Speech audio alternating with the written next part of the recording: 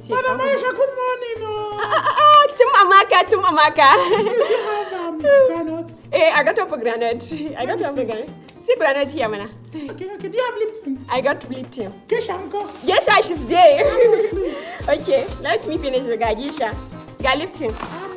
Everything she's 1 po.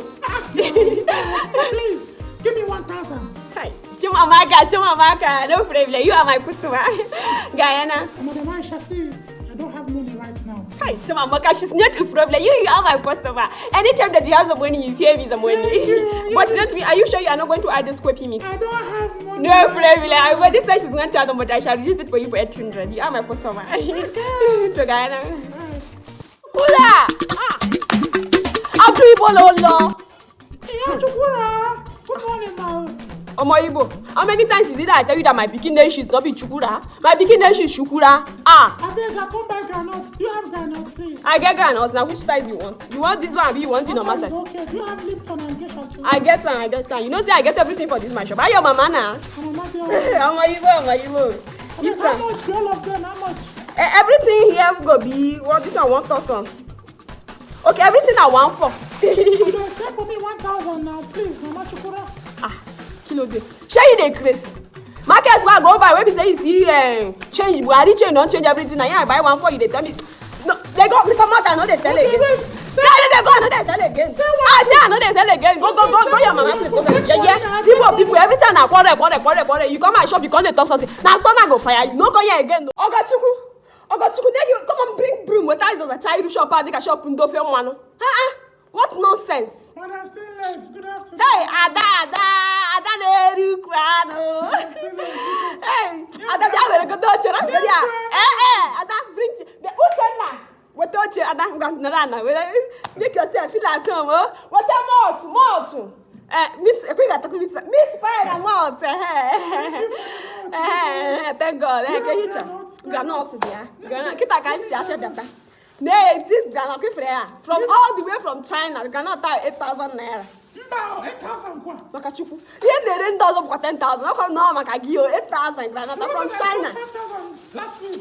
Nkawo is China. Nkawo China make. Yeah, I have to go to Nigeria make. And okay, for this one, hey, Lipton, Diana. This thing I come up from. I come back from market.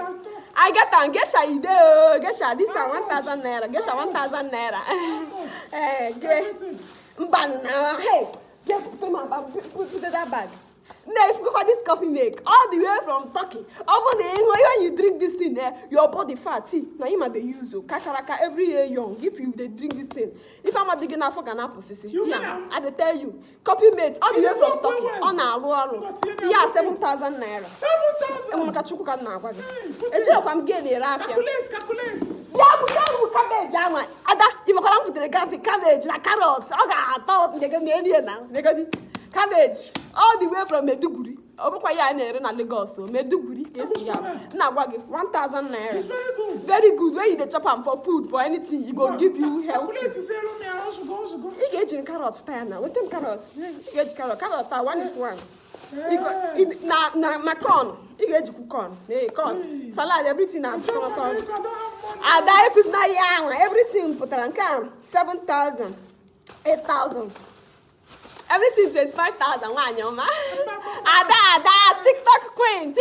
I'm not forget TikTok. They like whatever Hey, please. Ada no they talk that thing. Come on money dey your bag. Money dey your bag. What they go. They go why to miss Nigeria go. And they go mount one. Go mount. Will I still pay for the month? Hi, Ada here na shop for here no be house so when you come house I go give you much for free. Now you go much. I'm going to get it now. You get go much na meet fire boy Uchenna. Okay. Then I'm going to go much echi. I'm going to bye.